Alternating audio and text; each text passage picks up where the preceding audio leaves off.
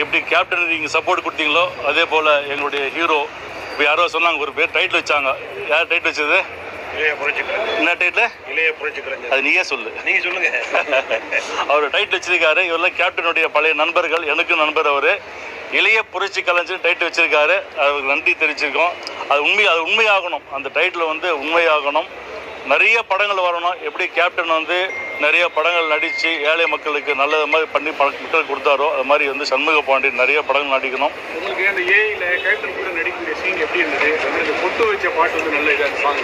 இந்த இதை பற்றி எப்படி இருந்தது? எனக்கு அப்பாவோட அந்த ஒரு பாடி டபுளை வச்சு பண்ணும்போது எனக்கு ரொம்ப எமோஷ்னலாக இருந்தேன். அன்றைக்கே நான் செட்டில் ஒரு 2 வாட்டி ரூம் போயிட்டேன். என்னால் அதை அக்செப்ட் பண்ணிக்க முடியல. இப்போ எங்கள் கூட இல்லையேன்ட்டு. ஆனால் மேலே இருந்து எங்களுக்கு ஆசீர்வாதம் பண்ணுறாருன்னு ஒரு நல்ல நம்பிக்கையில் நாங்கள் மூவ் ஆன் பண்ணி போயிட்டுருக்கோம். ஸோ இந்த நிறைய பிரச்சனை நிறைய டிலேஸ் கழிச்சு படம் வந்ததுனால ஆனால் எனக்கு அந்த பாட்டு தான் வைக்க போகிறோன்னொன்னே எனக்கு ரொம்ப சந்தோஷமாக இருந்தது. அப்பா கிட்டேயும் அப்போ பெர்மிஷன் கேட்டோம். அப்பா சரின்னாரு. அதுக்கப்புறம் தான் அந்த பாட்டையே நாங்கள் படத்தில் வச்சுருந்தோம்.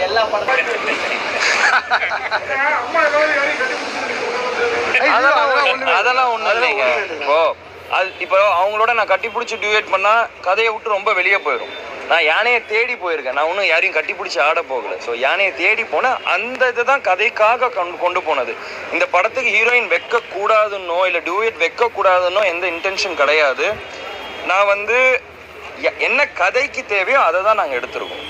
சரியில்லாதப்போ எனக்கு படமும் வேணாம் எதுவும் வேணாம், அப்பாவோட இருந்து அவர் எப்படியாச்சும் நல்ல பண்ணி இந்த மக்களுக்கு கொண்டு வரணும். கேப்டன் உங்க சொத்து, நாங்களும் உங்க சொத்து. நான் எல்லா மேடையிலையும் சொல்றதான். எல்லாருக்கும் வணக்கம். இன்னைக்கு படைத்தலைவனோட ஃபர்ஸ்ட் டே ஃபர்ஸ்ட் ஷோ இன்னைக்கு நாங்கள் ரோஹிணி தேட்டரில் பார்த்துருக்கோம்.